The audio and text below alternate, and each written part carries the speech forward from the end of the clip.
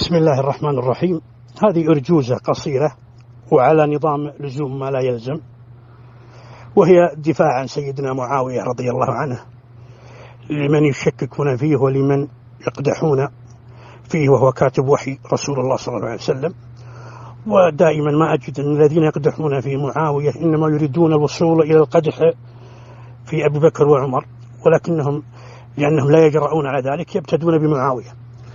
فأقول في أرجوزتي: كل دعي أمه في الهاوية، كل دعي أمه في الهاوية، مراده من سبه معاوية.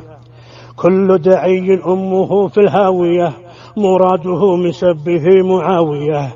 أن يفتح الباب على سب أبي بكر وفاروق وريف الضاوية، أن يفتح الباب على سب أبي بكر وفاروق وريف الضاوية.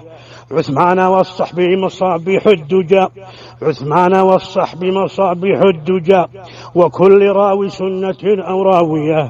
فاحذر وكن منهم على بصيرة، فاحذر وكن منهم على بصيرة، فما هم إلا كلاب عاوية.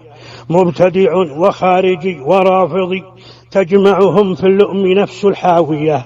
تفوح من أفواههم رائحة الكفر إذا حشرتهم في الزاوية. وود أهل الخزي لو حجتهم لحجة جئنا بها مساوية. إذا سردت حجة تصرعوا كأنهم أعجاز نخل خاوية. أهل النبي أهلنا وصحبه، فلتسمعوا أهل العقول الغاوية. كل ذراع طائل لعظمه، كاسرة من دهره أولاوية. وكل صرح باطل تدمغه، من فلك الحق نجوم داوية. وتارة تنسفه حتى تراه صفصفا، وكل خضر داوية. لكل نفس أجل تبلغه، ثم بباع في ذراع ثاوية، أي في القبر.